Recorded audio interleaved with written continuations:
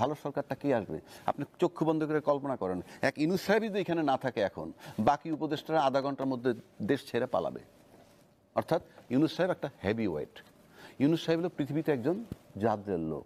পৃথিবীর সারা বিশ্বের সাথে তার টেলিফোন ডাইরেক্টরি খুলবেন, দেখবেন সব রাষ্ট্রপতির number. Who can speak to any politician, any president of the country, এবং ফোন কলে ফোনটা পিক করে।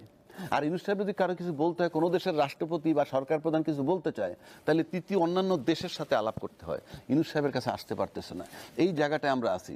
সুতরাং সংস্কার বলতে যা বোঝায় সেই সুযোগটা ইউনূস সাহেবকে দেওয়া দরকার। পাশাপাশি আইন শৃঙ্খলা বাহিনী যে মাঠে নামতেছে না প্রপারলি, নামলেও যে প্রপার কাজ করতেছে না। আমি দেখছি অনেকেই বলেন জাতীয় সরকার গঠন করেন। আপনারা জাতীয় সরকার গঠন করবেন বিভিন্ন রাজনৈতিক দলের লোক নিয়ে, ধরে নিলাম হাইপোথেসিস, কল্পনা করেন। তারপরে আজকে যদি একটা কমিটি বানানো হয় যে এই দলের থেকে নিলাম, ওই দলের থেকে নিলাম, কালকে সকালে পুলিশ অ্যাক্টিভ করবেন কিভাবে? যদি পারেনি আপনারা,